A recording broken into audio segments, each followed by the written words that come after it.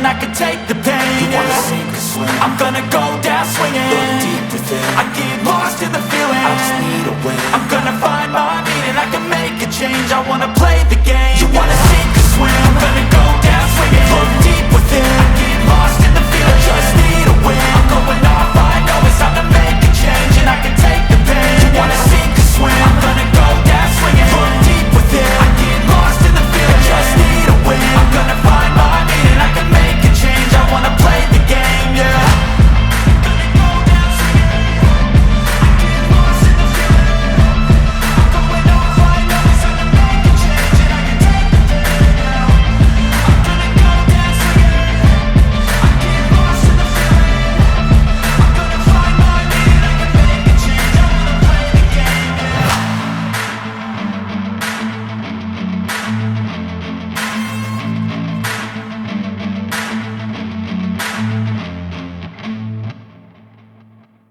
Maybe no one cared. She told him things, not secrets, but real stuff, that she was juggling 2 jobs, that her mom was sick, that art was her dream, but bills didn't care about dreams, and he listened, really listened. Not like people in meetings who only waited for their turn to speak. He didn't try to fix her problems, he just let her be heard. She noticed things too, like how his hands didn't look like someone who handled greasy paper bags all day, or how he used phrases that sounded too polished. Like how he opened doors like someone trained by staff, not habit. One day, she asked him why he looked nervous every time. She thanked him. He didn't answer, just smiled and changed the subject. She didn't push. But the questions grew louder in her head. Why didn't he carry a phone like the other drivers? Why did his clothes look cheap but always spotless? Why did he never complain about the job, even on rainy days? One afternoon, she saw him staring at a street musician. He looked lost and thought, "You missed something?" she asked. He blinked, startled. "What?" "You look like someone who lost something important." He looked at her and for a second, looked like he might say everything, but he didn't. Instead, he said, "Maybe. Or maybe I'm still looking for it." She nodded. "I get that." They sat in silence for a bit, just listening to the music. He glanced at her, and something about the way she watched the world made his chest feel tight. He didn't know if this was love, not yet, but it felt real. That night, back at his apartment, which was nothing like the palace, he stared at the ceiling and thought about her smile. The way she didn't care about brands or fame, the way she never tried to impress him. She was raw, honest, and unpolished in a world that had always been wrapped in velvet lies. He wondered what would happen if she knew. Would she run? Would she feel betrayed? Would it all break apart?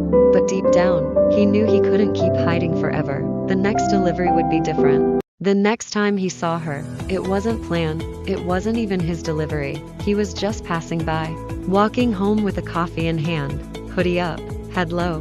The city lights were starting to flicker on as the sun dipped below the skyline. He was lost in thought again, and then he saw her. She was sitting on the steps outside her building, arms wrapped around her knees, her head was down.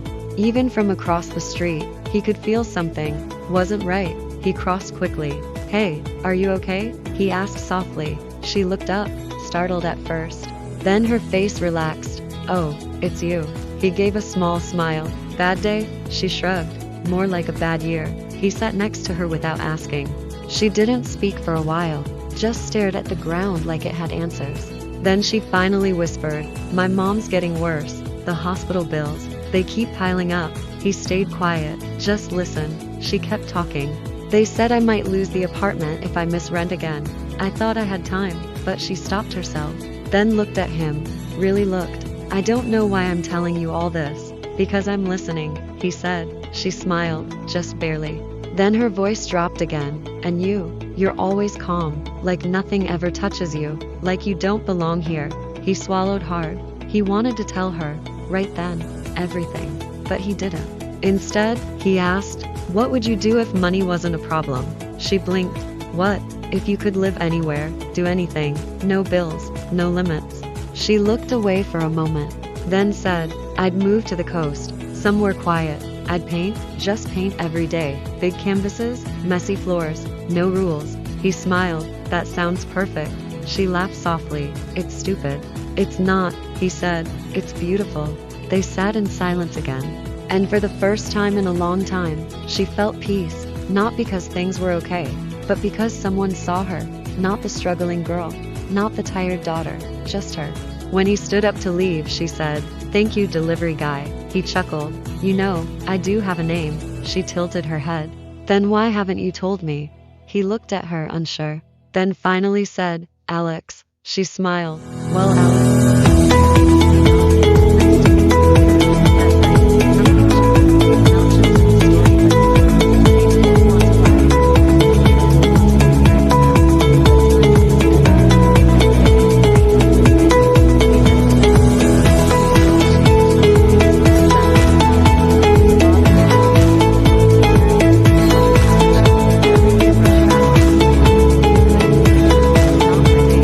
And during that time, she waited.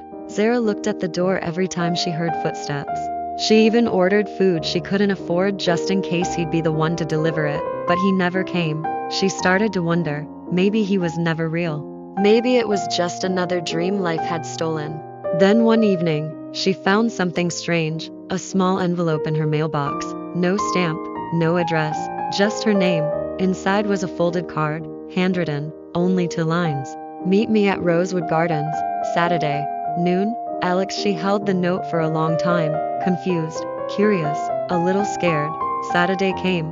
She didn't know what she expected. A goodbye, an apology? But what she saw was something she couldn't understand, because standing at the edge of the garden, surrounded by flowers and guarded gates, was a man in a royal suit, tailored, sharp, elegant. He turned as she stepped closer. It was him, Alex. But not the Alex she knew, not the hoodie, not the sneakers. This was Prince Alexander. She froze, her breath caught in her chest. The garden around her seemed to blur. Flowers, fountains, and golden gates faded into the background. All she could see was him. He took a step closer. She didn't move. "Sarah," he said softly, "I'm sorry." She blinked, as if trying to process what was in front of her. You're yes," he said, lowering his eyes. "Prince Alexander." The words felt heavy in the air, like they didn't belong between them. She took a slow step back. "You lied to me." He looked up quickly. "I didn't lie. I just didn't tell you who I was." "That's the same thing," she said, voice shaking. "You let me talk about my bills, my struggles, my life, and all this time you were what? A billionaire pretending to slum it." He winced. "It wasn't like that." She folded her arms tightly like a shield. "Then what was it?" He took another step forward, but didn't reach for her. He knew better. "I needed to know if someone could like me, without the title, without the money, just me." Zara stared at him, lips pressed tight. "And you think that's fair?" she said. "To test people like that?" His voice cracked. "I didn't plan to meet you. I just did, and everything changed." She didn't speak. The wind rustled the trees behind them. Somewhere, birds chirped like nothing was wrong. He finally continued, "I watched you give when you had nothing. I saw how kind you were, even when you were hurting. You never once tried to impress me. And I realized I wanted to be seen by you more than anyone else in the world." Zara blinked fast, but a tear still fell. "Then why didn't you tell me sooner?" she whispered. "I was scared," he said. "Scared you'd walk away if you knew the truth." She laughed bitterly. "And you thought this would make it better?" "No," he said, stepping back slightly. "But I needed to stop hiding." There was silence, a deep, uneasy silence.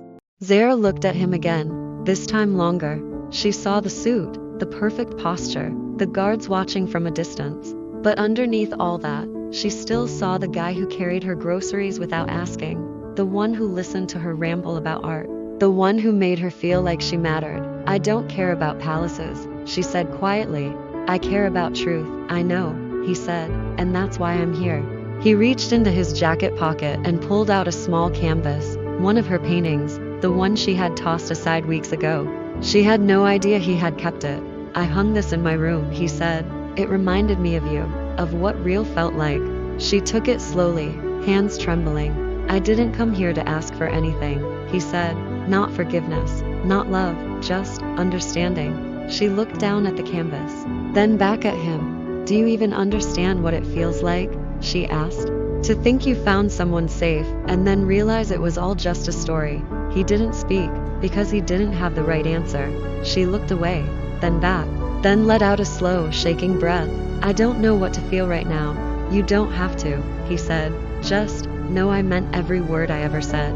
With or without the crown. She stared at him for a long time, then turned and walked away, not running, not angry, just needing time. He didn't chase her. He stood in the garden alone, holding nothing, watching her disappear into the crowd, because sometimes the truth comes too late. Weeks passed. She didn't call, didn't write, and he didn't try to force it. For the first time in his life, the palace felt cold, empty. Not because of its marble floors or golden silence, but because she wasn't there. He kept the painting on his wall.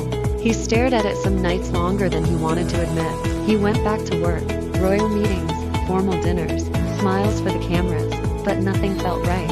He had been seen, and now he missed being known. One rainy afternoon, a knock echoed through the palace gate. The guards answered, confused at first. There was no black car, no security. Just one girl, soaked from the storm, holding something in her hands. Zara, she had come. She waited at the edge of the courtyard, not sure what to expect. He stepped out the door slowly, unsure if this was real or another dream that would disappear in the fog. She looked up at him and smiled. I'm still mad, she said. He nodded. That's fair. But I realized something. She continued. I never cared about the money or the title. I just cared that you listened. That you stayed when no one else did. He took a cautious step forward, and he asked. She handed him a sketchbook. He flipped through it page after page of new paintings, some messy, some raw. One of him, in his hoodie. They say art tells the truth, she whispered, so here's mine. He looked at her again, this time not as a prince or a delivery guy. Just a man, standing in front of the only person who ever made him feel real. I don't want palaces, she said. I want peace. And if you can promise me honesty, I'll take that over gold.